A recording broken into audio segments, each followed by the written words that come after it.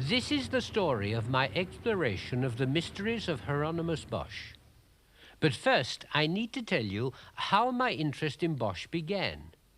The process of this exploration through the work of this extraordinary and enigmatic painter has for me been a journey in itself, one that started many years ago.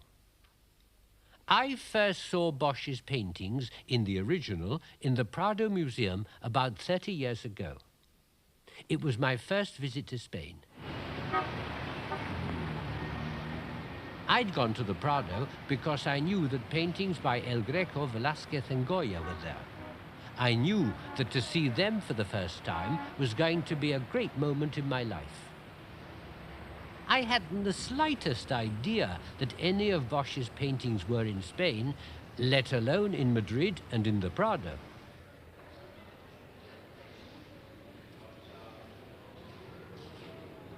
Then one day, I shall never forget it. I think it was my third visit to the museum. I happened to turn a corner in the Flemish gallery, and there, to my amazement, came face to face with the Garden of Earthly Delights.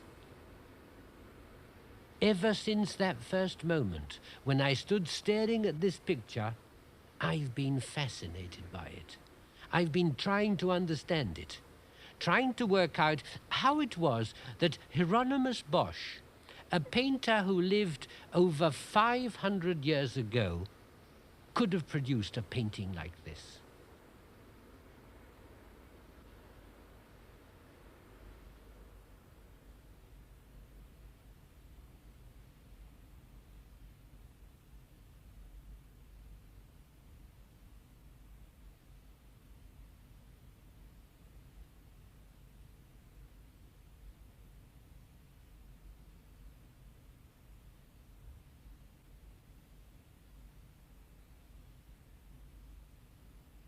What I wanted to know was going on in these pictures. Those figures there, are they making love or copulating? Why 3? 2 might be respectable, 3's an orgy. The people in the thistle bubble, what are they up to? And those legs, and those giant birds. If, as some have said, it was an altarpiece, it was a very strange work indeed for a church.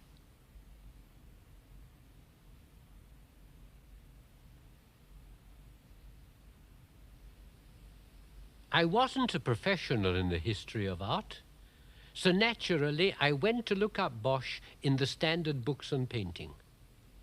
To my astonishment, the great Erwin Panofsky not only told me nothing, but he explains quite deliberately why he has nothing to say. The secret of the interpretation of Bosch's strange paintings has, according to Panofsky, not yet been found. We have not discovered the key to them. And Panofsky, with enviable intellectual restraint, says no more, except to quote a 16th century German scholar who gave up on quite a different intellectual problem with the words, "This, too high for my wit, I prefer to omit." For a long time, my curiosity led me to pick up information and opinions from wherever I could. I was living in Spain and had ample opportunity to look at the Bosch paintings. More and more questions were piling up in my mind, but I was finding no answers. Then a couple of years ago, I got the chance to dig into the whole subject of Bosch. I decided to play the detective, to review the theories, new and old, and above all, to follow the evidence and clues that Bosch himself has left us in his paintings. Of the 30 or more of Bosch's paintings that still exist, 8 of them include pretty well all the puzzles I found I had to face and solve. The Garden of Earthly Delights itself, the mystery of mysteries, the Temptation of St. Anthony, which is in Lisbon, The Haywain, another of the Prado collection.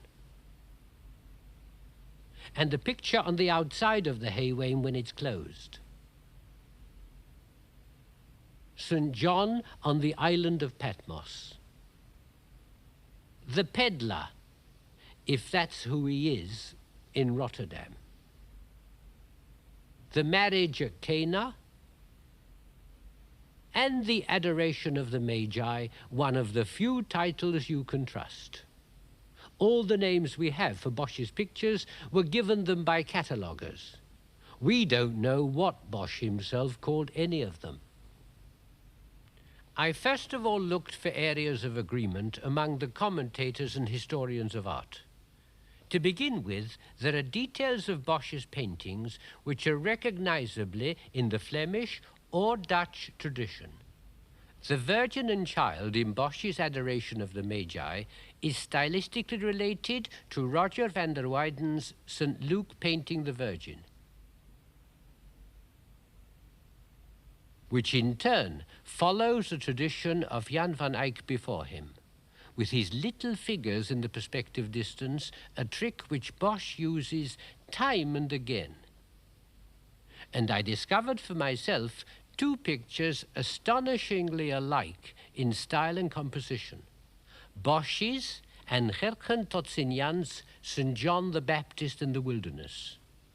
Gertgen was from Haarlem and was about 10 years or so younger than Bosch. There can be no doubt that one artist saw the work of the other. But in the surrounding details of the figure of the saint, Bosch is original, himself, and unlike anybody before him. The second thing that everyone agrees about is that Bosch's painting says, it silently speaks.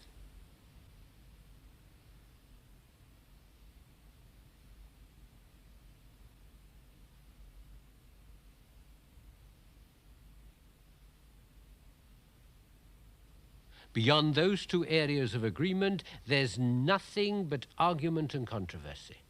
Nearly every commentator is convinced that he has the clue to the mysteries of Hieronymus Bosch. One theory, the most popular, is that he was a member of a secret sect which practiced forbidden rites and orgies, and that he painted these practices.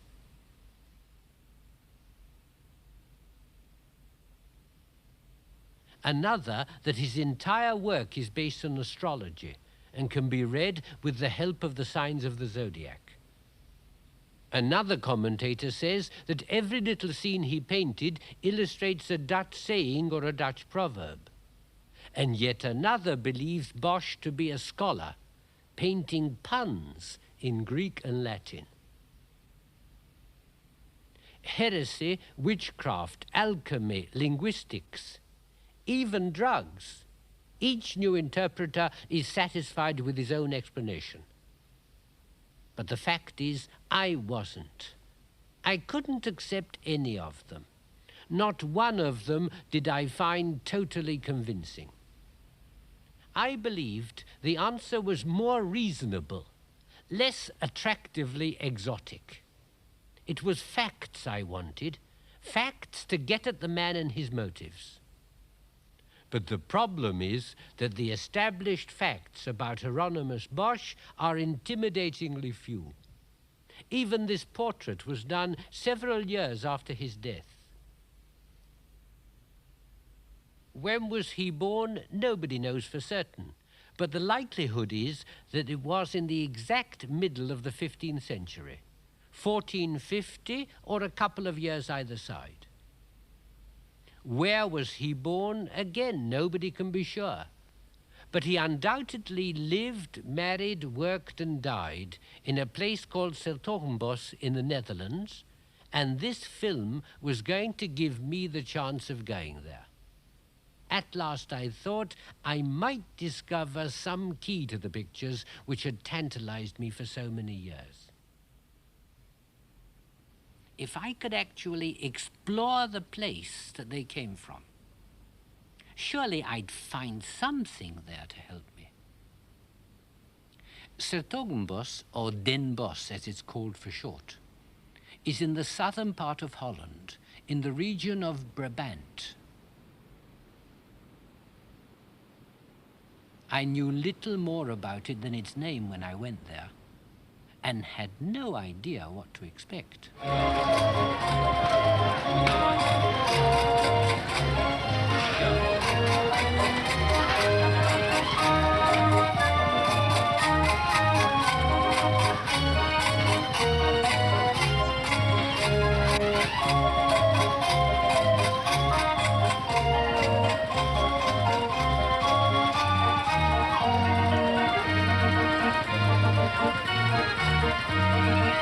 My first reaction was disappointment. I'm not sure what I'd imagined it would be like, but I wasn't expecting such a very ordinary, very commercial, very provincial little town. I couldn't for the life of me fit anybody as extraordinary as Bosch into a sleepy little place like this.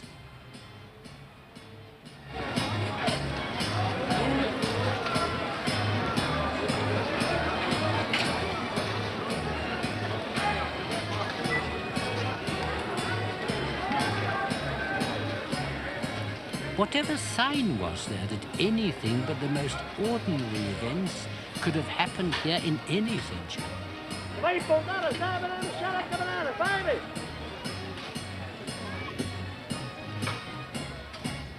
The one big occasion of the week is this market.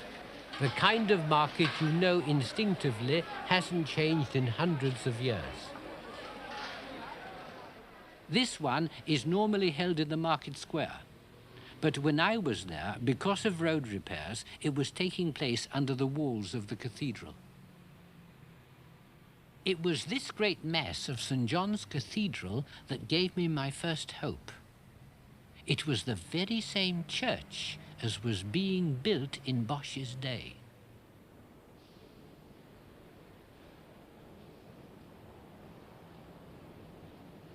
This part of the Netherlands has remained predominantly Roman Catholic, even though long after Bosch died, the greater part of the Netherlands split off from the church and became Protestant.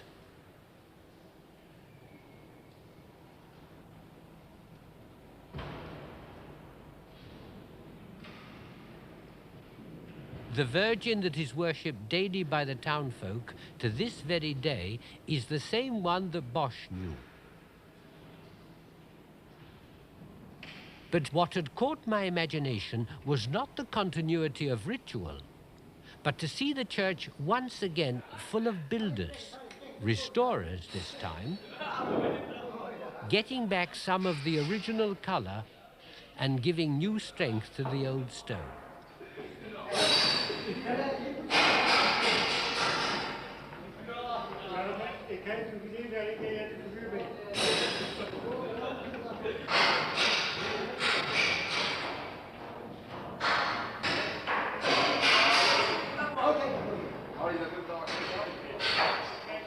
This, I told myself, is a scene that Bosch himself would have witnessed.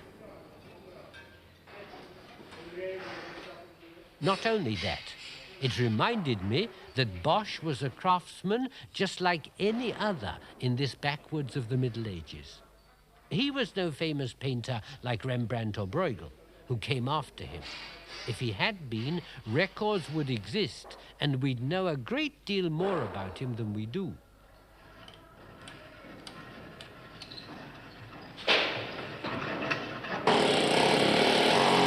As a professional, he was on the same level as stonemasons, carpenters, and decorators.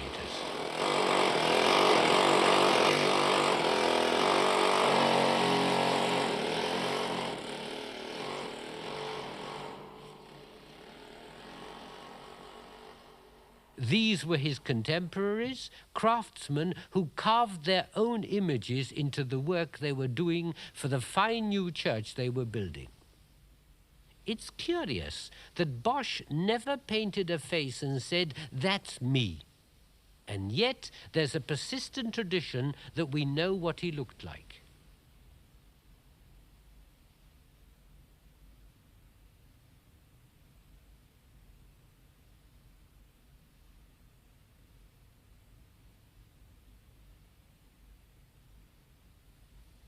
If you'd seen people going through the streets, you'd have recognized their jobs in Bosch's day.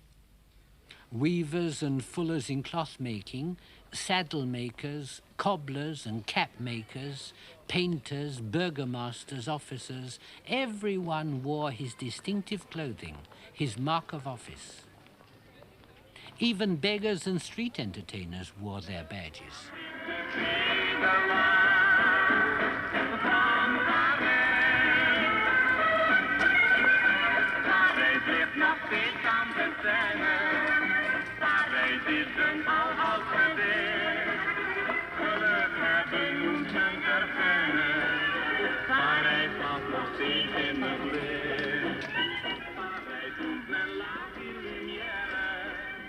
Begging was a recognized profession in Bosch's day. The deformed, the maimed, the crippled were part of the everyday scene in any town throughout these centuries.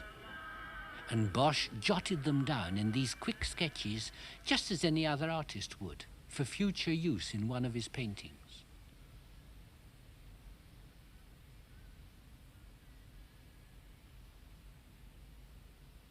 Whatever Bosch's pictures may be about, they depict the life of his contemporaries as one of imminent calamity and misery.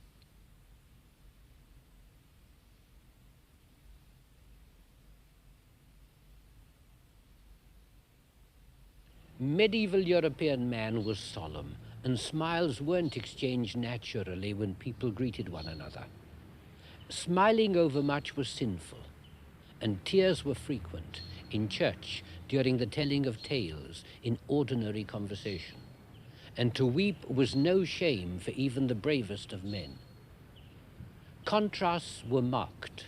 The poor begged in the streets, showed dreadfully maimed limbs, and starved in public. The great lived in ostentatious splendor. People spoke loudly and did everything noisily, indoors and out.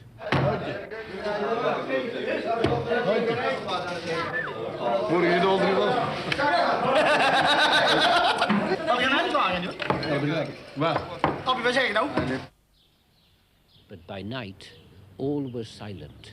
The streets deserted except for the homeless and the evil. Houses darkened and still. Calamity was bewailed aloud. A cry in the night was murder. A light in the night was arrest. Voices in the night were marauders and evildoers. The unknown and the different was devilry and to be put down. The age was sad, pessimist, expecting evil as man's ineluctable destiny, and snatching at joys because they were inescapably short-lived. Hell beckoned, and the detailed inventory of its tortures was known, studied, embellished, and brandished before children and adults. Heroic virtue and the intercession of saints might save some, but most, the most by far, were damned.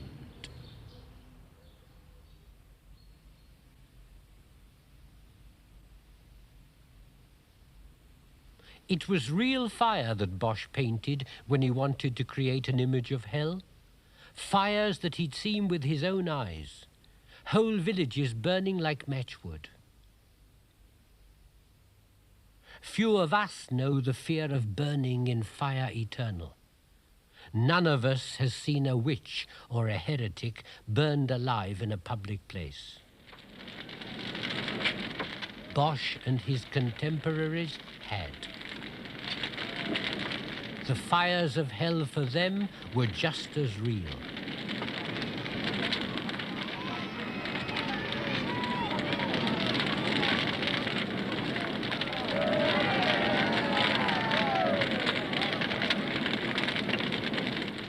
With details like this, how can we not believe he'd seen the blast furnaces burning through the night, the revolutionary new iron-smelting technique near the city of Liège would have been the talk of any town.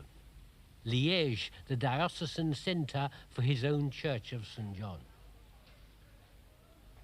Now that I was in Den Bosch, I felt more and more convinced that certain things that we find so extraordinary in many of Bosch's paintings were in fact taken from the experiences of his daily life. It was for this reason that I was particularly interested to see a painting showing exactly what the town was like in Bosch's day. Now, this is a painting which is approximately in the time of Bosch, you say, but we call him Hieronymus Bosch. Approximately, it is dated about 1530. Pieter Hermersdorff, a specialist in the restoration of medieval Flemish paintings, was working on it when I was there. It was painted on wood panel like any of Bosch's paintings.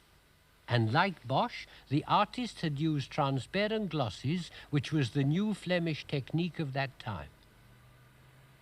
The subject is an everyday subject. The wool market in Bosch, Den Bosch, where Hieronymus Bosch lived. And the form of it is almost the same as it is nowadays. The market is still there. The fountain will be re-erected. The well underneath it, it has been proved, is still there. For a great part, it is historically true. This, then, is the market that Bosch knew. He would have walked through it to get to his house in this very same square. He had food that was bought here, and wore clothes that came from here, and knew houses that stood here. To find out more about the rest of the town that related to Bosch's day, to see what clues might be there, I met Father Gerlach, a Franciscan friar of great reputation among students of Bosch's paintings. In the time of Hieronymus Bosch, it was the church. It was not a cathedral. No, it was the beginning of the church of St. John's. And the church was volended. Ended? Yes. Ended. Father Gerlach has lived for years in Den Bosch and verified every building that existed in Bosch's day. With him and another medievalist, Father Servus, we wandered through the alleys of the old city and traced the boundaries of the old town. I asked him about the two schools of the Fraternity of the Common Life that were once there, at one of which the great Erasmus studied. I wasn't aware then what a vital clue the existence of the Common Life Fraternity was to prove for me.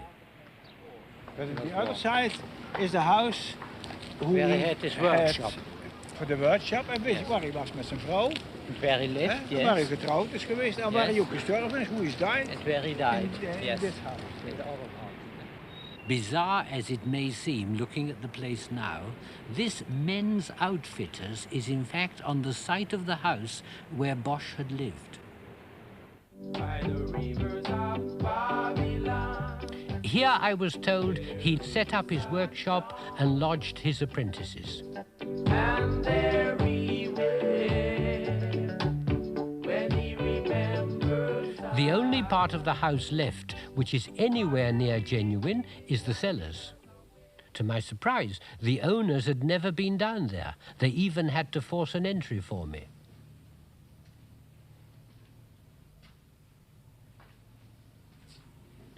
Dry as a bone and cool.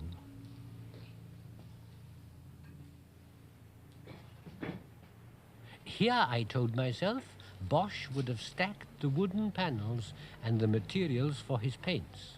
But that's anybody's guess. It didn't get me any further. The cellar steps led out onto the street. I had to circumvent iron bars and the dirt of ages to get up them. I was back where I began, in the market square.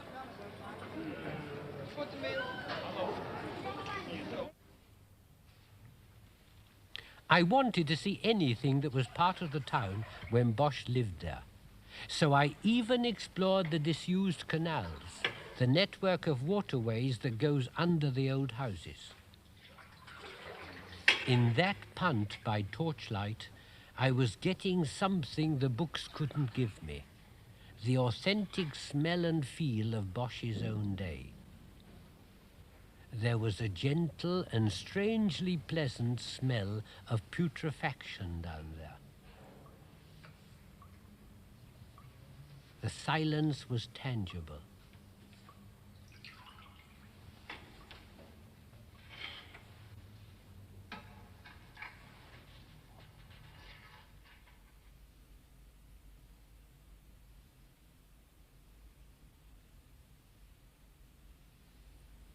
My imagination was taking me into the dream world of Bosch's fantasy. I had to pull myself together and get back to real fact. Start with his name. His real name was Jeroen or Jon van Aken, and his first name was often given in the Latin form of Hieronymus or Hieronymus. He used the signature of Hieronymus Bosch, taking as his surname the substantive part of the name of his city. It didn't surprise me to find that even in this sleepy little town, as I'd called it, records went back many hundreds of years. They have a rich library of documents. In them, there are references to his grandfather Jan, who was a painter, and to his father and uncles who were painters, and to his brothers who were also painters. We know that when he was about 30 or so, he married a woman of good family called Aleet van Mervene. We know, too, that because of whom he married, he became a landowner. Here's an item in the land registry referring to his newly come-by possessions. It says, Juffrouw Aleet van den Mervene, that's his wife, with Hieronymus van Aken, her husband, registers in the parish of Oorschot 1 house, 1 other dwelling, 1 hectare of land, another 4 hectares, and a further measure of 2.5 hectares. She, because of the distinction of her family, had been made a member of the Brotherhood of the Virgin when she was very young. Now he, because of his marriage, was also inducted into the same brotherhood. This one brotherhood, the popular name for the Brotherhood of the Virgin, still exists and has its own building on the same site in the town as the one in Bosch's day. It still remains the society of pious laymen, a distinguished body of merchant patricians whose charter dates back from 1318, though they'd been founded quite a time previously.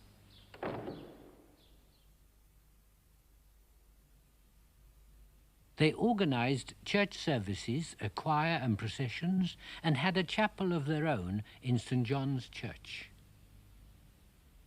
Their banquets were great occasions, and Hieronymus Bosch, after rising to the dignity of a notable among them, presided over their banquets, or, as they said, spread the cloth, at least twice in his own house. A great moment always of their feasts was the eating of 1 or more roast swan.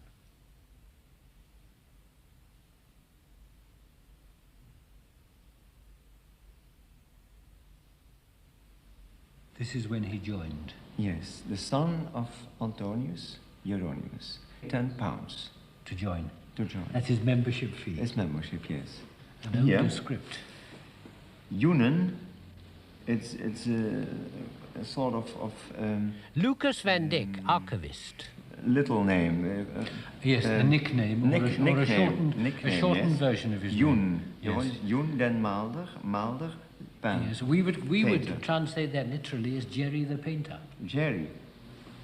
See, from his name anyway, Jeroen, the painter. And what more does it say? Well, Lucas van Dijk produced for me an old membership book, out of which came a curious circumstance about Hieronymus Bosch. A blank coat of arms. the window. Here you see all the shields of the members. That is very curious. Jeroen Bosch it's empty here. No coat of arms. No coat of arms, not at all. A shield and no coat of arms. No. Is he the only one? He's not the only one. It's possible that the author, the copyist, Yes. did not know the arms of Bosch. Ah, you think he may have it's had not arms? proving that he had no arms. Interesting. It's a manuscript from 1460. There was also a reference to the fact that when Bosch became a member of the Swan Brotherhood, his head was shaved to give him the tonsure, and he adopted the sort of semi-clerical clothes they all wore. So I'd learned there were two sides to the membership of this club, this brotherhood. One was the religious and charitable activities they were all known for. And two, the social standing you got by being accepted as a member. And that meant, then as now, to say the least of it, being rather wealthy. Bosch took part in the activities of this brotherhood, but at the same time must have engaged like any other farmer in arguing and bargaining in the marketplace and trying to make money.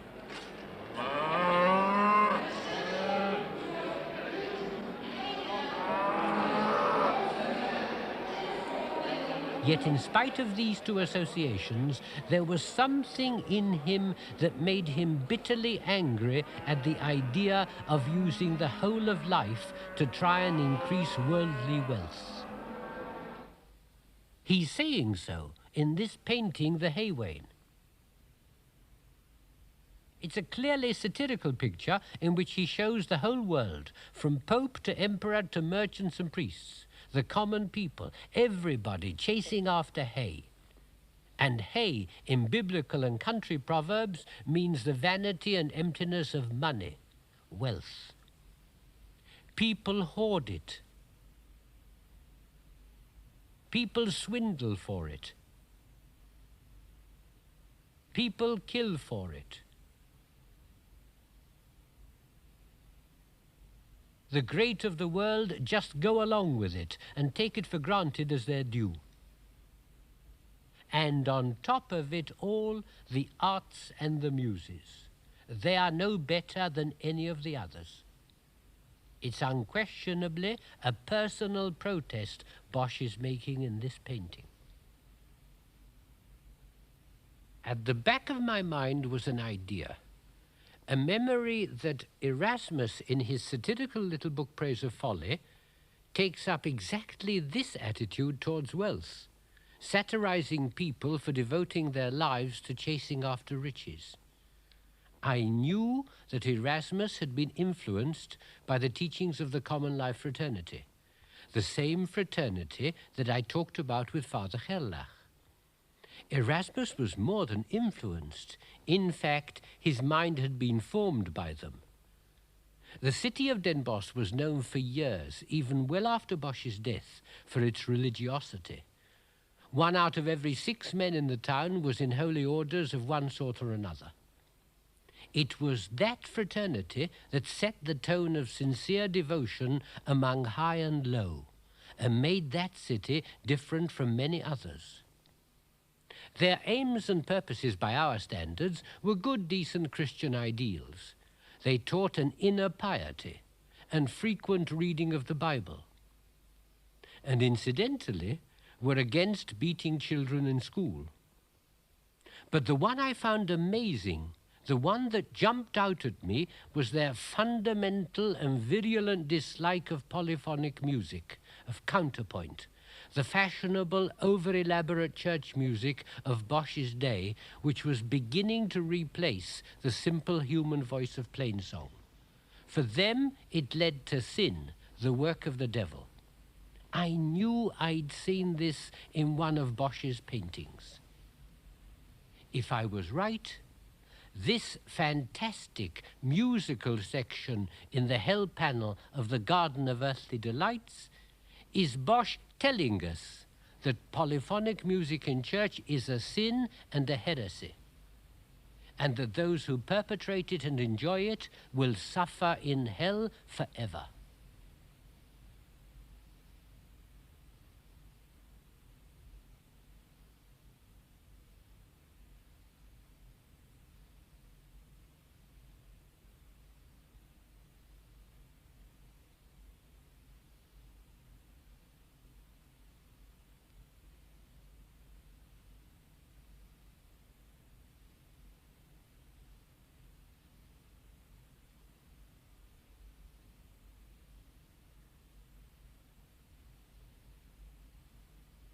I'd read at least a dozen complicated and contradictory attempts to explain this strange group. To me, now it appeared straightforward. Bosch is here preaching, using paint to preach the common life teachings. What I had to do now was to test other aims of the common life fraternity against other details in his paintings. If the aims of the common life fraternity fit his pictures, my hypothesis is proved. If I'm right, then this is the evil of drink. His legs are rotten trees standing unsteadily in boats on water. He's the eternal drunk. His body, a rotten egg, is nothing but a dreary tavern.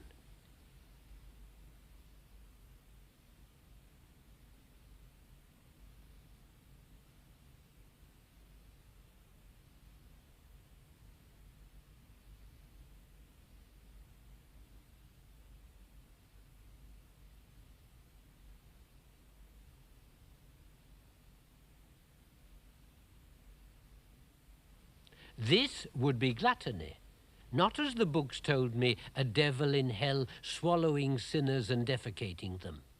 The sin of greed or gluttony wears a cooking pot on his head. His body is the color and pattern of a common ceramic cooking stove. His hands are the two-pronged fork of the period. His feet are stuck in kitchen jugs, and he sits on a cucking or shitting stool. A glutton is eaten up by his own sin, wastes his money on it, Bosch is saying, and it all ends in vomit. The waste of time and life involved in gaming, yet another diversion from the search for salvation. The inevitable accompaniment? Girls' lust. I now believed I was on the right track.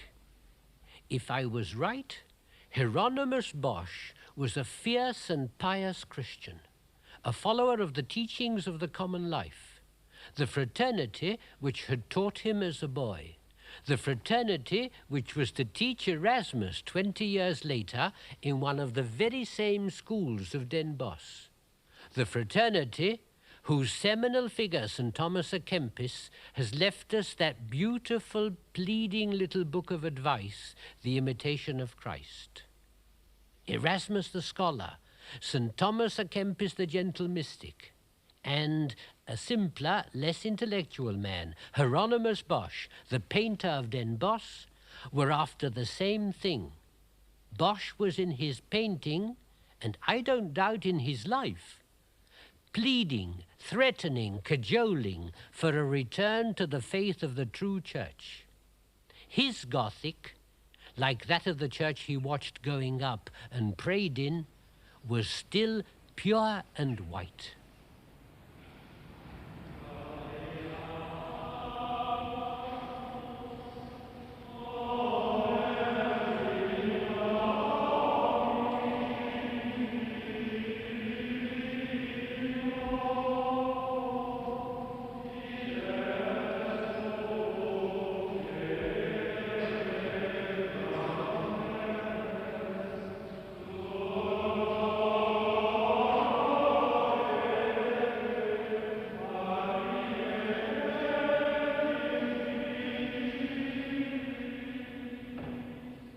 I'd started with this Church of St. John, and for me it had become a symbol of the very specific spiritual atmosphere in this town, precisely at the moment of Bosch's lifetime.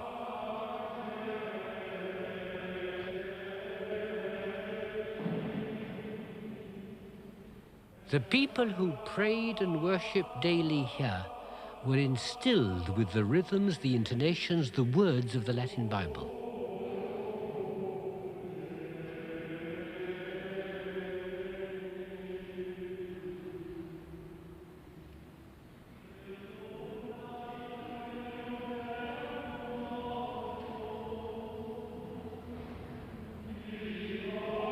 They were fed sermons, stories, and parables, made to see the characters of the Bible as real people whom they invoked and communed with. The Bible as taught to them by the fraternity of the common life.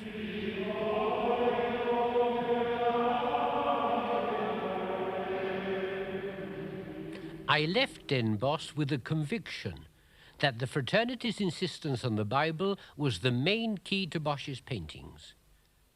I decided to use it, the Bible, on a painting that had been termed a problem picture, St. John on the island of Patmos.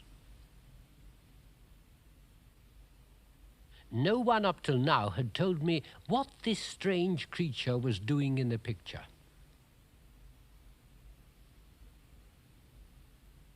What I found in the Bible fits almost word for word, allowing for the creative license of a man like Bosch. I, John, was in the isle that is called Patmos, and the shapes of the locusts were like unto horses prepared to battle. Not quite. Bosch has invented one little man type, and he has to do for all the locusts. And on their heads were, as it were, crowns of gold. That's the fireball thing on top of the helmet. And their faces were as the faces of men, and they had hair as the hair of women, and their teeth were as the teeth of lions. No teeth and no hair, and that face looks like the artist to me.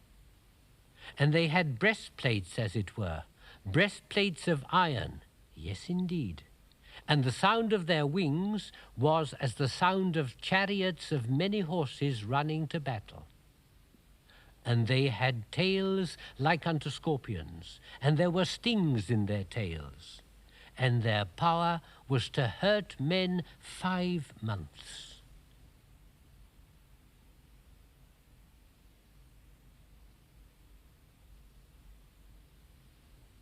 And there appeared a great wonder in heaven, a woman clothed with the sun, and the moon under her feet, and upon her head a crown of 12 stars. And there they are. I never noticed that moon until I read those words. It's important to remember that all the names we know for Bosch's pictures are invented by others. Nobody knows what Bosch called any of his paintings. This one has had several titles: The Vagabond, The Peddler, Mankind, The Prodigal Son, and even the so-called Prodigal Son. I don't believe any of them. I see it as the Good Samaritan. There's the man bound to a tree and being robbed. There's the Levite turning aside. And there's the Good Samaritan, about to turn round and give up his journey to save the man.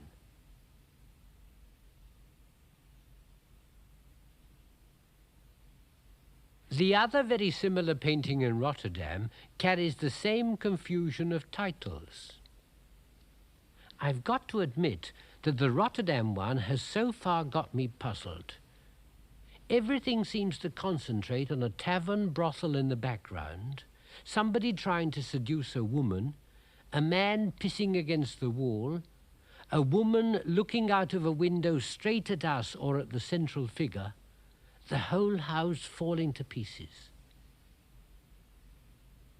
The man in the center I find very difficult to explain. There's a sort of double symbolism about him. 2 hats of different kinds. Why? I don't know. Why 1 shoe, 1 slipper? I've no idea, and no one else has provided a complete explanation I can accept. But one thing I'm sure of in this painting is that Bosch used his own face for the man, the face that appears in so many of his paintings. That nose is unmistakable. Proof or no proof, I'm satisfied that's our man. All this time, I'd been trying to build up for myself a picture of a real man, not just a name, a man who'd lived in a specific place at a specific time. It's an impossible thing to do, bridge 500 years. But I felt I had to try to understand the man's character through the paintings that were left to us. And I see him as a man of many angers. He's furious at the gullibility of the people around him. Materiaal verwerken wat u moet doen. Nou begin een stukje merbouw, de meesten van u kennen dat wel. U mag dat ook zelfs tegen de draad verwerken. Hoewel dat natuurlijk niet de bedoeling is, maar het is ook gelijktijdig een fantastisch schuurblok. Komt u wat dichterbij als u wilt, ik bijt niet door. En de meesten van u, die kennen dacht ik de naam David wel. U heeft een kwaliteitsproduct waar u altijd fabrieksgarantie op heeft. Ik geef u ook volledig naam en adres erbij. Hier heeft u inzittende vlakschaaf, met aanslagers als koningsschaaf, schuurzooltjes erbij, 2 bijteltjes, 6 strookjes schuurpapier. Kost normaal 24,90. Ik verkoop hem compleet voor 22 gulden. De reservebijteltjes dat u net vroeg, die kunt u in doe het zelf. Any tub thumper, any quack, he's saying in this picture, is able to deceive us. A trickster in any street at any time. It's called the conjurer.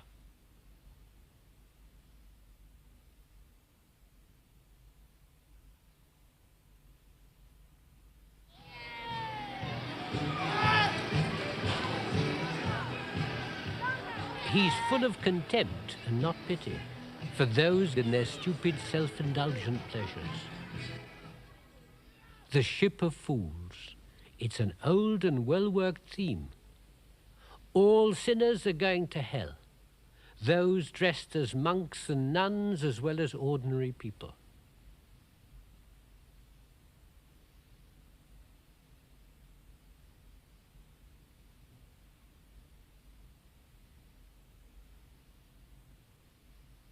Bosch was obsessed with sin, and into this painting, The Temptations of St. Anthony, he put all the burning passion he had inside him.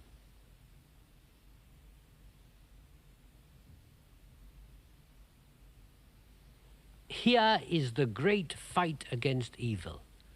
The good man who stands up and defeats temptation, sin, the devil himself. Bosch painted the theme of St. Anthony and his brave fight again and again. Most of the paintings are lost. Anthony was his father's name. The family worshipped at the chapel of St. Anthony in Den Bosch. Bosch identified with St. Anthony. He uses the story of St. Anthony, his temptations and his struggle against them. St. Anthony carried up into the sky by devils before they fling him down to earth.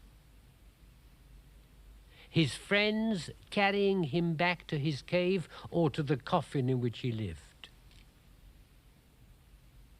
The saint surrounded by temptations. The devil queen who tried to seduce him. But the real purpose of the triptych is the denunciation of sin, the sin waiting everywhere to trap mankind, the sin which is blasphemy, bewitchery, the devil's doing. Psychology, psychoanalysis, says that nobody could be like Bosch, so obsessed by sin, so obsessed by images of sex, so obsessed by evil, witchcraft and sorcery, and not have it himself deep in him. Of course he had, and he knew it. The very fact that he returns to the same great themes, sin and repentance, again and again and again, proves his obsession with what he considers his own miserable spiritual condition. He was a man of his times. For all of them, the devil was alive and lurked round every corner. The belief in witchcraft was a fearful commonplace. A blasphemous representation of the flight into Egypt, with Mary mounted on a giant rat and stuffed into the hollow of a dead tree.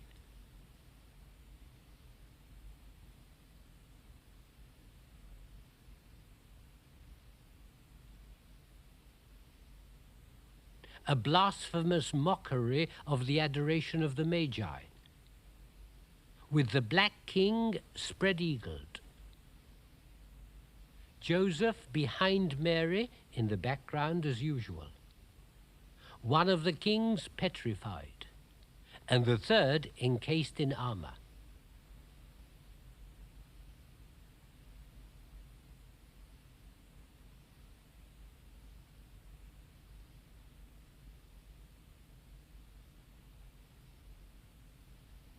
In the air, witches cavort.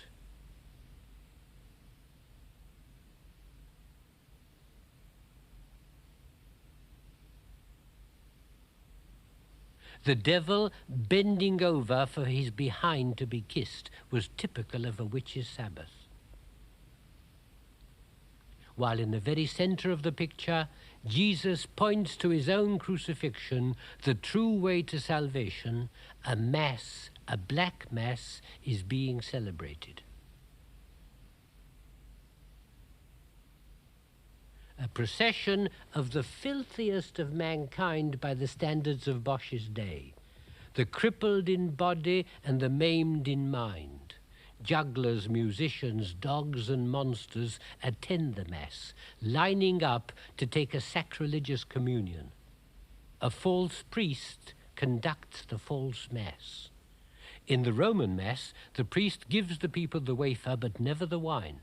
In this one, he gives the wine, and she who is the spirit of evil is taking up the wafer. The black acolyte elevates a symbol of sacrilege, where in the true Mass would be the crucifix. The images of corruption and wickedness are innumerable.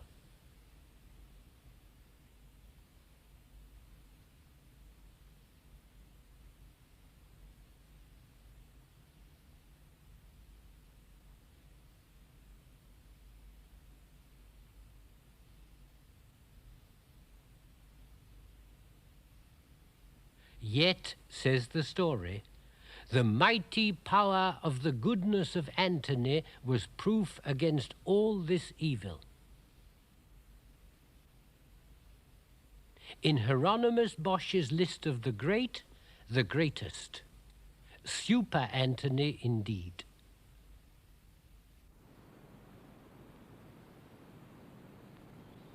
Bosch loved his countryside more than he knew. His landscapes are distinctively North Brabant, his part of the Netherlands. Like any medieval craftsman, he put in background incidents to fill in the scenes. But being by Bosch, they're often evil.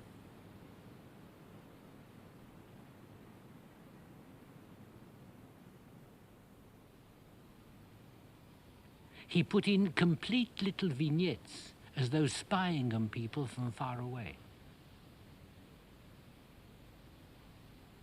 In the open-air museum of medieval buildings at Bokrijk in Belgium, which is also part of the Brabant region, I've seen buildings which could have come straight out of a Bosch picture.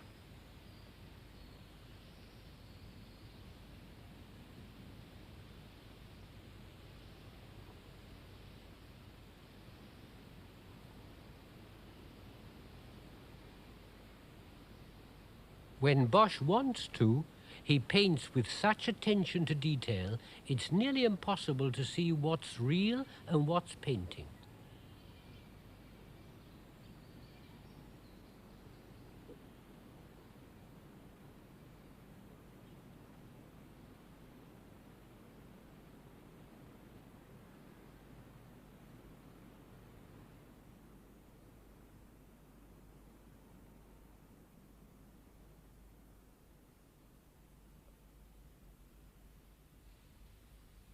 But even a familiar subject like the Adoration, painted by Bosch, has more in it than a first glance can take in or understand.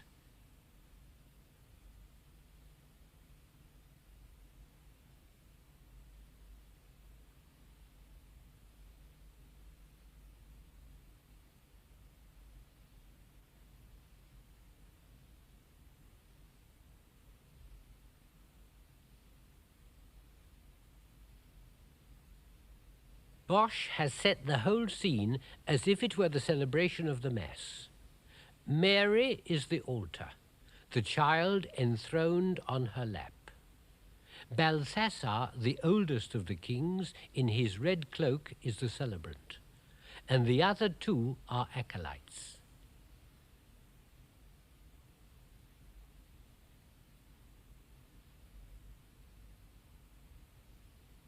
Caspar must be one of the finest figures Bosch ever painted.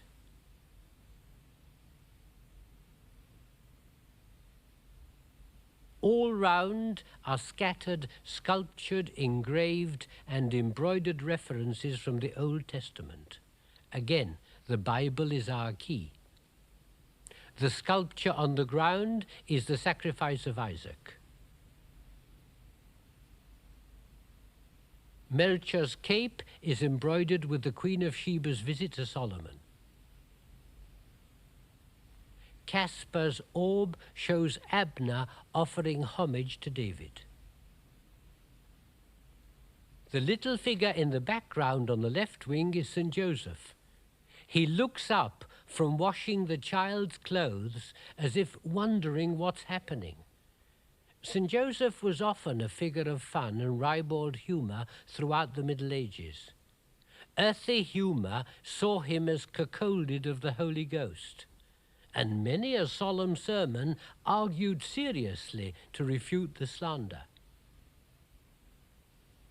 The bad shepherds are watching from the roof. They are described in a verse in the Gospel of St. John. Verily, verily, I say unto you, he that entereth not by the door into the sheepfold, but climbeth up some other way, the same is a thief and a robber. The bizarre figure in the doorway has attracted the most bizarre theories. One of them is he's the Antichrist and at the same time the Jewish Messiah. Another that he's Balaam, the heathen prophet who came to curse and stayed to bless.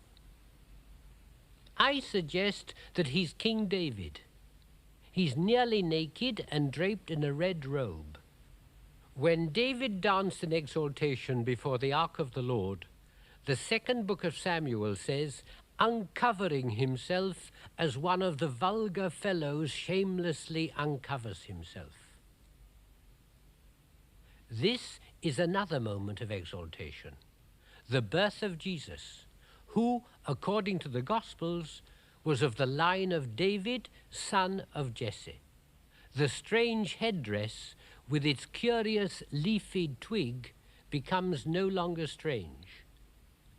There shall come forth a shoot from the stump of Jesse, and a branch shall grow out of its roots. The helmet-like crown that King David holds is, I guess, the crown of the kingdom brought by David to the newly born child Jesus. Good then predominates. It is, after all, one of Bosch's most straightforward paintings.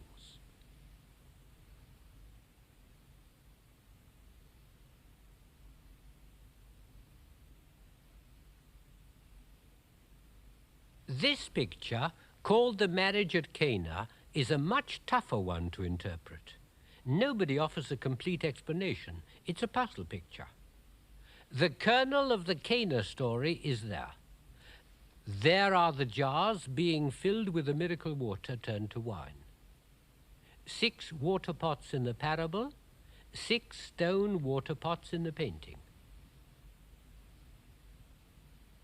But there's a lot that needs explaining. There are strange things going on in the background. A swan is being brought in, spitting fire. A curious crouched piper in a sort of minstrel gallery. A man gesticulating in the background. The guests are in outdoor clothing. There's a curious little robed figure offering a chalice of wine right in the middle. I think it's 3 separate meals, 3 Bible incidents. The marriage of Cana, that we know. For the outdoor clothes of the guests, I went to Jesus' parable about the king who had a wedding dinner but no guests. He sent his servants out and made them bring in from the street anybody who was there, both good and bad, says Jesus. And the third incident is the tax gatherer who was so short that he climbed up a tree to see Jesus, and in reward, Jesus promised to come round to his house. Zacchaeus, the little tax gatherer, was rich, which accounts for his ornate robe. He'd be the host. So I make it a composite Bible story. So much I think I found out. But it doesn't yet gel. I can't squeeze out of it that moral lesson that usually comes out of a Bosch picture. The garden of earthly delights. We've come full circle. But don't take the name too seriously. That's not what Bosch would have called it. With the wings open, there's the Garden of Eden on the left, hell on the right, and one of the greatest of all Bosch's mysteries in the center.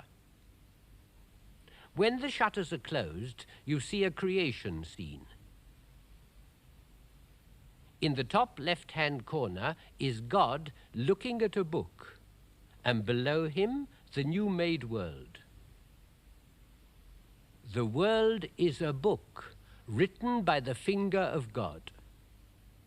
The book held by God, in my opinion, refers to St. John's creation. In the beginning was the Word, and the Word was with God, and the Word was God. All things were made by him, and without him was made nothing that was made. On the top of the outer wings, Bosch puts in Latin a verse, which in the Vulgate version of the Bible he knew, occurs in identical form in two separate psalms. For he spoke, and they were made.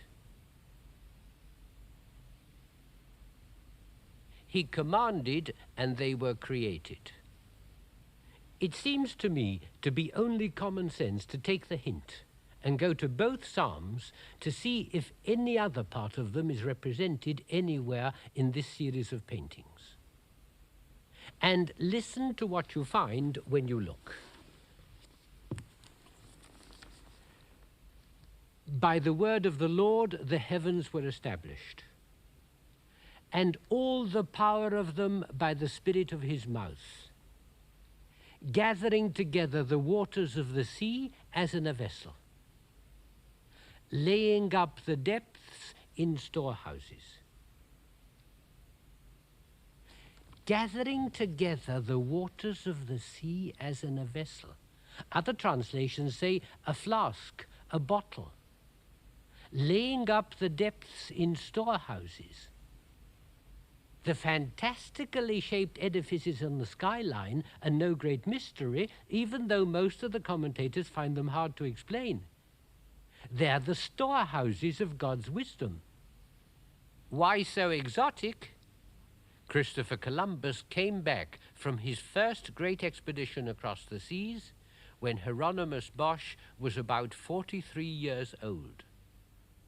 I see them as Bosch's genius playing with the stories going the rounds about what those men had seen. The fantastic fountain at the very center of the Garden of Eden is really no mystery. In chapter 2 of the book of Genesis, it says, "But there went up a mist from the earth and watered the whole face of the ground." The Vulgate, the only Bible that Bosch knew, instead of mist, has in Latin fons, fountain. And he naturally painted a fountain and not a mist. Bosch places the fountain on a rock encrusted with precious stones. And that I found in the book of Ezekiel. the sardius, the topaz and the jasper, the chrysolite and the onyx, the beryl, the sapphire and the emerald. Even those little glass tubes are mentioned. Pipes prepared in the day thou wast created. That's how intimately Bosch follows the Bible. And equally closely, I believe, he follows the spiritual teachings of the fraternity in all his paintings. If I now try to look at the center panel of the picture commonly called the Garden of Earthly Delights, through the eyes of a follower of the doctrine of the common life fraternity at the turn of the 16th century, what do I see? Not necessarily the lewdness and the lechery and lust that jumps out at us in the 20th century. It's not nearly as simple as that. It's naked people acting out the varieties of human wickedness in symbolic terms. Of course they're naked. At the day of judgment we shall all be denuded of our draperies, without our deceits and our hypocritical coverings. If you see mankind as it really is, you see mankind naked. And that's why all judgment paintings show men and women naked. The teaching of the Church Fathers was that at the last day of judgment, at the resurrection, we shall all come out of our graves in the prime of our lives. Most of us, that is, about 30 years old. And that's why there are no children in the painting.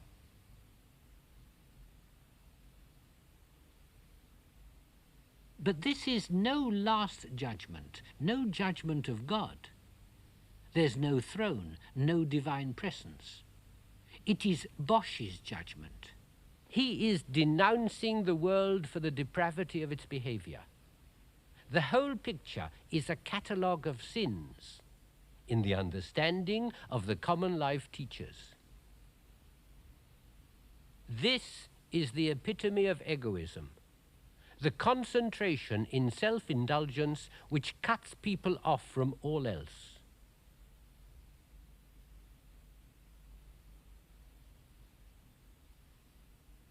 Birds are evil symbols, and Bosch uses them to attack the corrupt church with all its fine plumage, its indifference, its condoning of wickedness. It indulges sin and is the despair of those seeking for truth.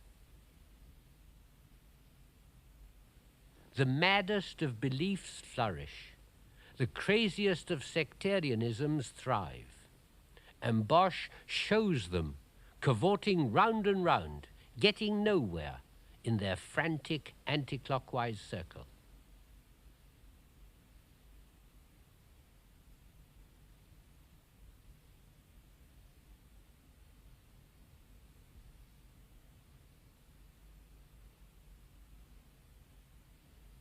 Bosch contrasts the two types of teaching. The theologians enclosed unseeing in the narrowness of their useless argumentations, the cardinal red of their tent signifying the approval of Rome, in contrast to the true schools of simple, clear-seeing faith, the fraternity of the common life itself. The teacher with the mendicant robe, the pupil staring out horrified at the sinful world.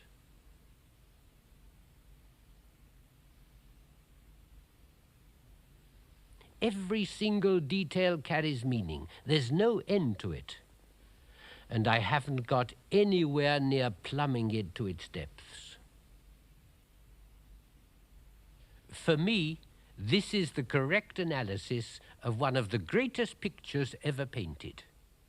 Painted by a man whose genius took the form of concentrating in one style the declining strength, the last gasp of the dying Middle Ages.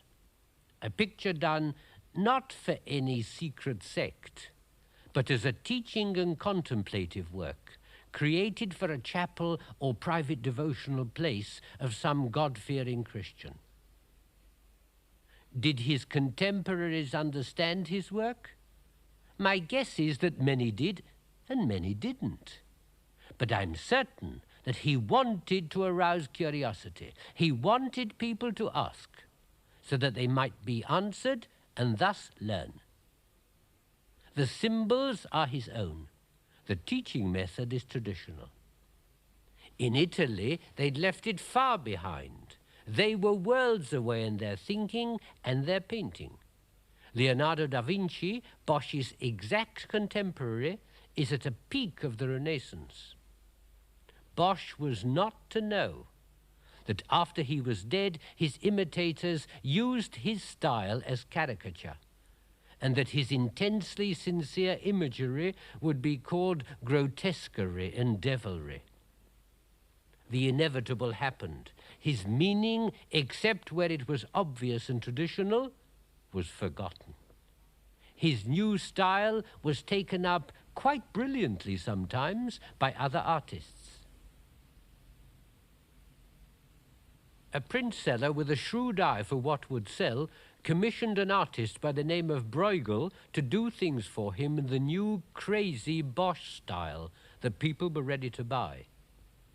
Bruegel was drawing Bosch-like pictures for others to engrave 30 years after Bosch had died. Devilry and japes, they called them, and because of them, Bruegel got the nickname of Peter the Clown.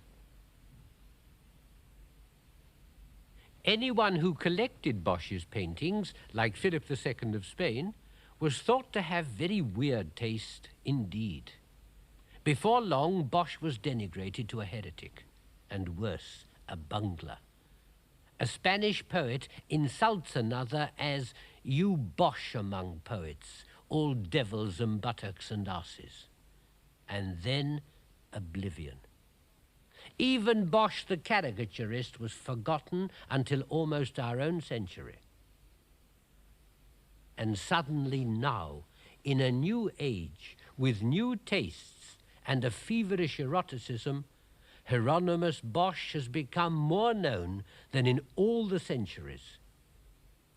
Digging deep down into himself for his images, he struck into the unconscious common to us all. He dredged up symbols and images which make sense today in Freudian and Jungian terms. Poor Bosch, such a good Orthodox Catholic, he wouldn't have liked it at all.